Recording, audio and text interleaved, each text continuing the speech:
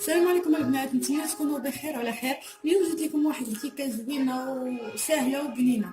كيكه ديال المول العجيب. هاد المول كيكه فرديه وكتكون المكونات بساطه وساهلين. عندنا هنا 3 البيضات، فانيا، قرصه تاع الملحه، عصير ديال الحامضه، فيرميسيل تاع الشكلاط، حامضه محكوكه، 2 خمارات، كاس لارو بزيت، وكاس سنيده، وكاس حليب. دابا غنبداو غنديرو البيض غنخدمها انا في المولينكس. غنديرو البيض غنطحنوه مزيان 2 دقائق حتى 3 دقائق.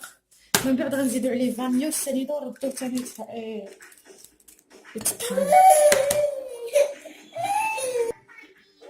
دابا من بعد ما طربنا البيض والفانيا والسنيده، كاس سنيده، غنزيدو كاس لارو ديال الزيت، ونسيت ما قلت لكم 3 كيسان ديال الدقيق الخاص بالحلويات، وغنديرو كاس ديال الحليب، حليب بارد ماشي مشكل. والخمارات غنديرو الدقيق ونسالو، عاد غنديرو الخمارات. من بعد غنطحنو الزيت والحليب مع البيض، غنزيدو حامضه معصوره وقشورها، غنزيدو نعاود ثاني نطحنو. عاد نديرو الفورش الدقيق تاع الحلوى والخمارات والفيرميسيل. هنا البنات من بعد ما طربنا البيض والمقادير كاملين، كنديرو 3 المعالق ديال الدقيق الخاص بالحلويات. هنا سمحوا لي حيت هاد يدي بالايد وكنحرك اليد.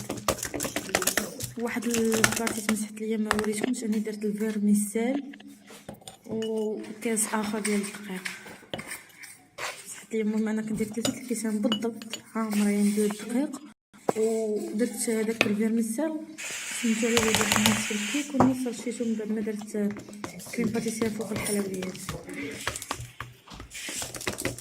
رشي باش كيعطي ديك اللوغو ديالو تا هو. الوصفه ساهله وناجحه ويقدر اي واحد يستعملها. من بعد ما درنا الكريمه ديالنا طيب، ها هي كتزيد كنبقاو نحركو ما نحبسوش حتى كتعقاد لينا. وهاد الكريمه استعملنا فيها، وهاد المقادير قلت لك استعملنا فيهم كاس كبير ديال الحليب ومع و2 معالق ديال السكر، 2 حامضات، 2 عصير حامضات، و2 معالق ديال كريم باتيسير. كما شفتوا هي بدات كتعقد دابا. بعد ما تعقد غنديروه في الكيكات وندخلوهم يبرد واحد 3 سوايع حتى 4. هانتوما البنات كيف ما كتشوفوا الشكل ديالها النهائي من بعد ما دخلت الثلاجه 3 ديال السوايع. كتجي زوينه وكتجي هشيشه، كتجي فيها لوكو ديال الحامض وبنينه. ننصحكم باش تجربوها. الا اول مره كتشوفوا القناه ما تنساوش دير سبسكرايب وتضغطوا على الجرس وتشاركوا هذا الفيديو مع صحابكم وديروا لايك.